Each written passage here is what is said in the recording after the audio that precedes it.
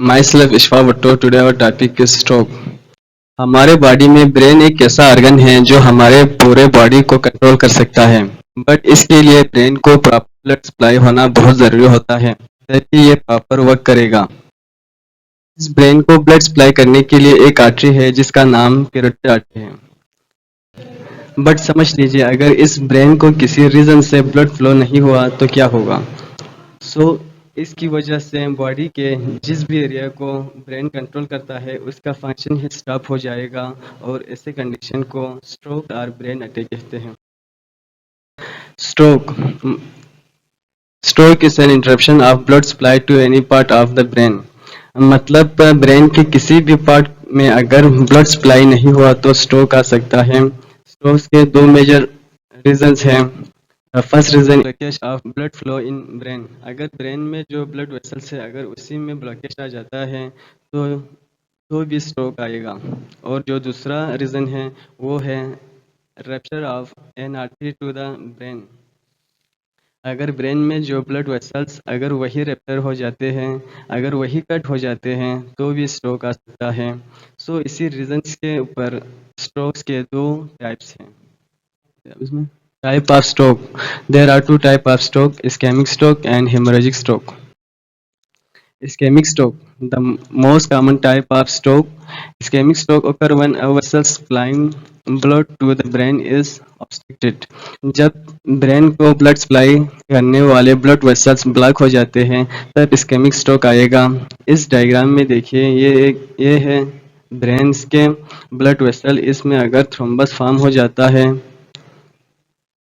Thrombus that means अगर वहाँ पे ब्लड क्लॉट हो जाता है तो ब्रेन को प्रॉपर ऑक्सीजन सप्लाई नहीं होगा और इस टाइम पेशेंट को इस्केमिक स्ट्रोक आ जाएगा। Question is that what is the reason of thrombus? So the reason is that atherosclerosis.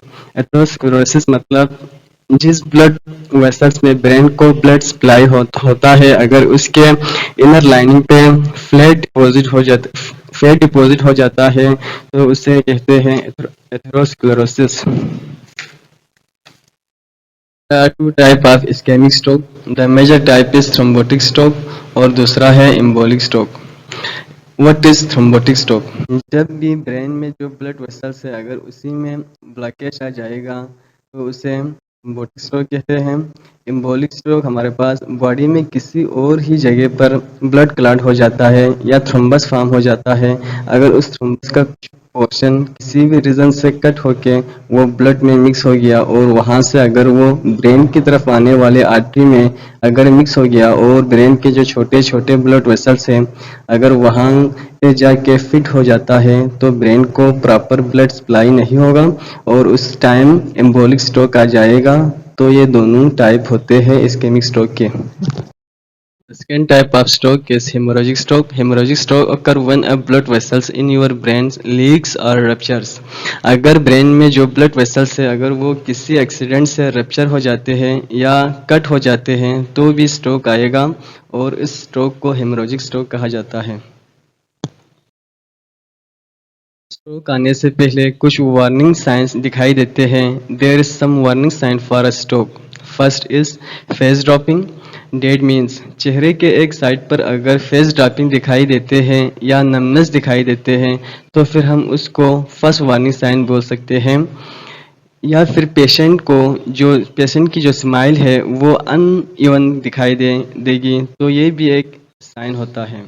वो वीकनेस, पेशेंट का एक हाथ वीकनेस को फील करता है या नमनेस को फील करता है तो ये भी एक साइन होगा। The third one is speech difficulty.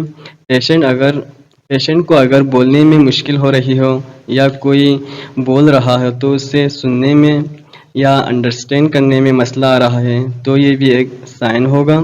इसके अलावा dizziness, vomiting, sudden behaviour change, ये भी कुछ बेसिक साइन होते हैं।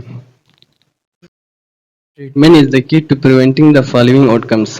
किसी को स्ट्रोक आता भी है तो उन पेशेंट्स को इमीडिएटली मेडिकल अटेंशन मिलना बहुत ज़रूरी है। बिकॉज अगर इस पेशेंट को सही वक्त पर ट्रीटमेंट मिलता है तो परमानेंट डिसेबिलिटी से वो बच सकता है, जैसे कि brain damage, long term disability, death.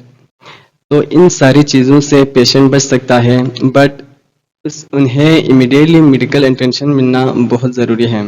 तो यहाँ तक आज का हमारा स्ट्रोक का टॉपिक था। Thank you so much.